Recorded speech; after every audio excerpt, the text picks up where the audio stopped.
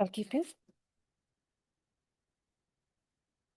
I'm going to talk about the effect of supplementing standard infertility treatment with an Indian traditional rice. The name of the rice is Poongar. The rice name is Poongar, and pregnancy outcome. It's an interim analysis of a prospective study in my own district, Perambalur district from Tamil Nadu, India. See, we all know that global infertility rate is nowadays 17.5%, and in India, the infertility rate is from 8.9 to 12%, depending upon the places where we do. I just want to give a short introduction about the pathology of infertility. We all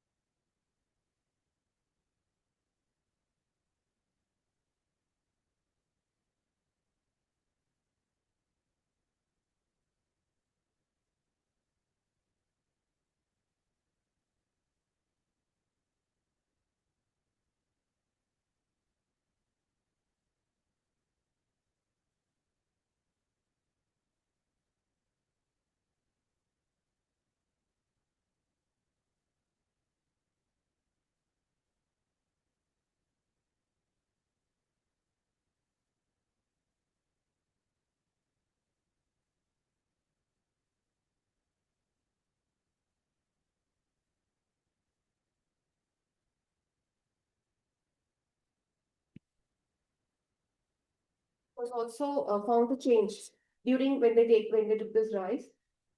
The results were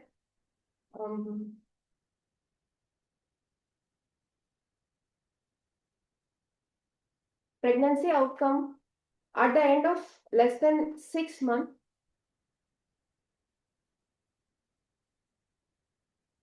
End of 6 months, 50% of the people were able to conceive. And after the rice conception, after more than 6 months, even 83.3% patients were able to conceive. Adherence, moderate adherence were observed up to 19.9% of the patients. High adherence because of the daily intake, sometimes patients could not take it. Daily supplementation with Poongar rice, when combined, this is combined with the standard infertility therapy, was associated with an improved pregnancy rate in the interim prospective study. This outcome is biologically plausible as the pigmented rice provides a complex matrix of, already I told this, phenols and hormones and everything. Excessive this is a small basics what I told you. Anthocyanin rich black rice extracts having shown to mitigate even the insulin resistance in the experimental models, thereby improving the ovulatory dynamics even in PCOD. Iron and zinc, both abundant in the pigment rice, plays a complementary roles in thyroid and endometrial receptivity, which are critical for successful implantation. This black rice anthocyanins have been demonstrated to improve even the lipid metabolism in animal models. The biological rationale aligns with the clinical evidence that the oxidative stress contributes to the impaired oocyte, as already I told you. However, most trials have relied on isolated antioxidant supplements, what we use, producing heterogeneous outcomes. This is an oral antioxidant supplementation for female subfertility, emphasize the need for high quality mechanism-based diet studies. Unlike a single micronutrient strategist, this whole food approach integrates antioxidant, metabolic, micronutrient pathways relevant to ovulation and implantation, supporting its translational potential to the low resource fertility centers. The anthocyanins, the principal polyphenols in the pigmented rice, enhance the expression, the activity of key antioxidant enzymes, including superoxide dismutase, catalase, and glutathione peroxidase, thereby mitigating the oxidative apoptosis in the granulosa cells and improving the follicular viability. Through this redox modulation, the ovarian microenvironment becomes more conducive to the oocyte maturation, steroidogenesis, and fertilization. Gamma-oxonol, a bioactive compound derived from the rice bran, I told you the rice bran outer cover. This sterile ferulates exerts insulin sensitizing and anti-inflammatory effects, which help to reduce the hyperinsulinemic androgenesis and ovulatory dysfunction. These effects occur through the attenuation of the oxidative stress, improvement of lipid metabolism, and regulation of insulin IGF axis. Iron and zinc, I already told you, it's abundant in the rice. It plays an essential role in thyroid peroxidase activity and also in the reproductive endocrinology. Integrating these mechanisms, Poongar rice may act as a nutritional redox modulator, enhancing the ovarian and immunological microenvironment through the concurrent antioxidant and metabolic. I think this is the first prospective Indian investigation evaluating a traditional rice variety as a direct adjuvant to infertility management. The standardized portioning, nutritionist guided supervision, and systematic adherence monitoring ensured high fidelity of exposure measurement. The study design is underpinned by a biologically coherent framework linking the dietary antioxidant redox regulation and endocrine metabolic balance in the female fertility. The relatively small sample size reduces the statistical power and may not fully account for the baseline variability in the metabolic or hormonal profiles. Despite these limitations, internal validity was strengthened through prospective data collection, standardized diagnostic definition aligned with ISA-MARTI criteria, and rigorous dietary exposure assessment. The findings should be interpreted as preliminary yet mechanistically consistent evidence, warranting confirmation through randomized biomarkers anchored clinical trials. The finding of this study have important implications for the public health, nutrition, and reproductive care in low and middle income settings. It's a traditional Tamil Nadu lane dress It's both locally cultivable and culturally acceptable. It's a low cost and sustainable dietary agenda that aligns with nutrition sensitive public health and One Health framework. Promoting the indigenous grains rich in anthocyanins, original, and micronutrients may address the multiple health targets simultaneously, metabolic, endocrine, and reproductive, while supporting the agricultural biodiversity also. From a translational perspective, Poongar supplementation could be integrated into an existing infertility care programs as a culturally appropriate dietary intervention. Similar functional food approaches have shown benefits in metabolic regulation and oxidative stress also. Future research should include randomized control trials incorporating the objective biomarkers of oxidative stress and metabolic indices. Long-term follow-up assessing the reproductive, maternal, and neonatal outcomes will be essential to determine the sustained efficacy and safety. Beyond infertility care, this work underscores the broader scientific validity of traditional food system as the vehicle for disease prevention and reproductive health promotion. So I just want to tell you, we all run behind lot of advanced IUI, IVF techniques, but we still need to read our body in the molecular level and cellular level that we need a parasympathetic nervous system for a patient to get pregnant. Only then we get a good oocyte qualitative sperms, even for male patients, I'm telling, we get a qualitative sperms and our embryo will be of good quality. And I'm more of interested in meditation, yoga, all those things. So we have to ask our ladies who are working out for fertility treatment undergo how we give preconceptional counseling. We also should give them pre-fertility counseling regarding the lifestyle modification, what they have to follow. Like they have to follow the circadian rhythm, what it is there for our body. Like they have to sleep for at least 8 hours, and the timing should be from 4 o'clock. We have to ask them to wake up by 4 a.m. morning. I don't know whether it is possible for in all the countries for all the working women. But the sleeping pattern, I like them to follow from 8 p.m. to 4 a.m. That fits our circadian rhythm exactly. So we have to follow all the modernized techniques, but still we should understand what is our body and what our body can accept, and then we have to follow all the treatments. So this is about the rice I want to tell you. Nandri Vanakkam. Thank you.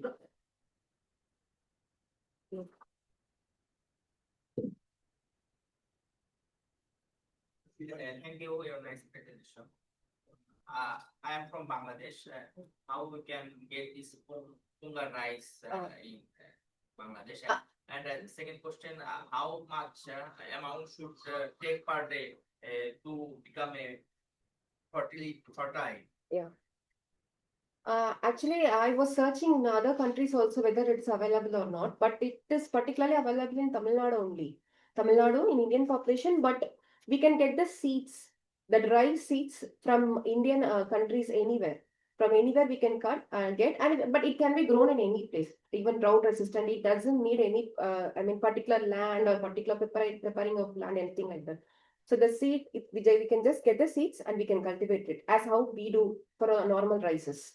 So we have to get the seeds from India only, India and Tamil Nadu.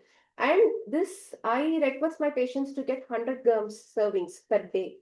But that 100 grams will be very high for the patients because only 50 or 75 grams is enough for a woman to take per day. 50 grams, if you take that content itself, it will be, it come for one serving fully. So in India or even other countries, mostly what they will do, they'll keep the rice and they'll take it in the afternoon also. If they prepare it in the morning, they'll take it in the afternoon. If they prepare in the afternoon, they'll take it in the habit of having in the night also. So 50 grams per day. Per servings you can give, 100 grams per day you can give a patient. If we use antioxidant medicine without, if not available in the rice, then have any study antioxidant versus rice? No, but in this study, I have given my patient the regular ovulation induction drugs. I've given letrozole, but usually we will give that extra supplements. Like we have CoQ enzymes, all that Q4s, lot of things will be there, and that we did not give. Only this rice and the induction was given. And all the patients were previously treated in most of the centers. I have taken my samples only after 2 years. After 2 years, they were treated previously, in all induction were given, they were already induced patients only. But when we give with this, the positive rates were very high. Yes, sir. Thank you for your wonderful presentation. So again, another topics related to the female infertility. Yeah. So does this rise only helping the female or it may help to the male as well? No, male, we have another race. It's called Maapillai Samba. Maapillai means in Tamil, Maapillai, it is a bridegroom. Yeah. So Maapillai Samba. So only female. Only female. It's a women's rice. That's It's mentioned. You can search about it. It's a women's rice. Male's rice is Maapillai Samba. We have lot of rices in Tamil Nadu, different varieties, which is very helpful and even healthier for people. So that's very interesting. So I have one question, like endocrinologists, they usually ask to decrease, taking the decreased amount of the rice. Rice, They have yes. to reduce, Yeah, because but you are promoting the rice. So yeah, is that it, that is what I told you. This is the difference between the white rice and the brown rice. White rice is what we are asking the patients to reduce. We have this is what it contains, the white rice contains the higher glycemic index, and the bran layers is removed in the white rice. It's a polished rice. They will tell pacharasi and pulungal arasi. Pulungal arasi, they will boil and they will remove the outer bran from the rice. That is why endocrinologists advise stop taking rice. Stop. We have lot of Tamil Nadu rices like Karupu Kauni. These are all different terms in Tamil Nadu. Nowadays, we are asking our patients to take those rices. Stop this white rice and start taking the black rice, brown rices, red rices. So the problem is not with the rice. The quantity what we take and the polished one, it is removing all the nutrients. And once it gets boiled, this higher glycemic indexes increases and the fiber content gets less. But this rice contains more lower the glycemic indexes and more fiber is present. Your question is actually right. Nowadays we are asking to reduce the rice, but the rice quality is not good. That's why we are reducing it. and you said one more information in your lecture that this Poongar rice decrease the insulin resistance and increase the insulin sensitivity. How does it do so?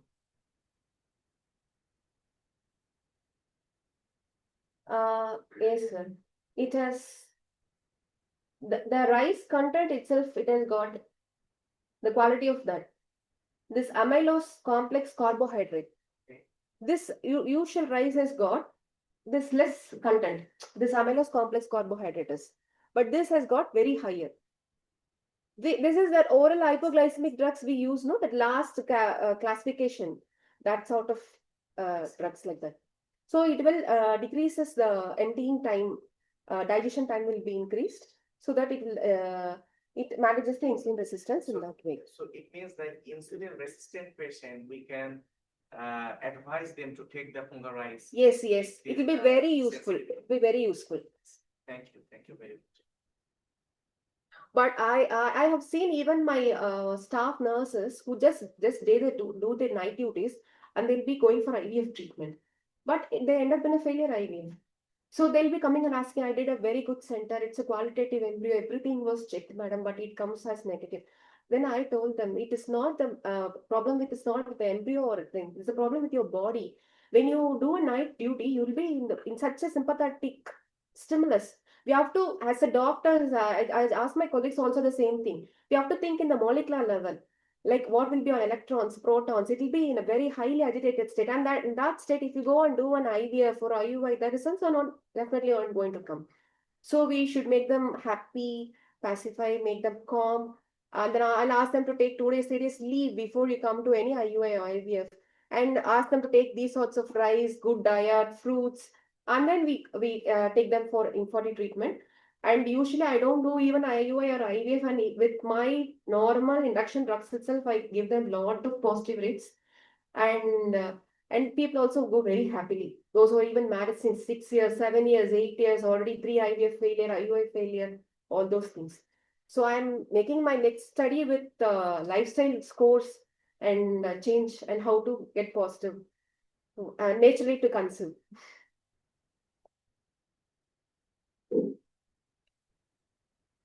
Any more questions? Can I ask a question? Yes, sir. I might be wrong. I just looked this up. So I think that in terms of the carbohydrate content, white rice, brown rice, Poongar rice, Yes, white rice and brown rice has similar carbohydrate content. Obviously, there's different glycemic index, but Poongar rice has almost double carbohydrate intake content. I think it's 78 versus 35 grams. So I'm wondering if this does this on one side, does this play a role in its benefit? Obviously, carbs make us happy, and maybe we sleep better. And the other question is it a concern with regards to the risk of gestational diabetes? No. There is no risk of gestational diabetes. And even who have gestational diabetes, we advise to take this rice. Because the carbohydrate content in this is very good and it has high fiber content. The carbohydrate is very qualitative this because as I told you, it contains amylose complex. So we advise the patients to take this rice even with the diabetes mellitus. But I told you on male rices, marbleized sambar. That rice we don't advise because the same what he told, it has got content, high carbohydrate content, and people get diabetic sometimes. So I don't advise my patients to take them. Okay, thank you. I now take this immense pleasure of inviting Jasmine Coleman to facilitate Aparna Rajendran with certificate.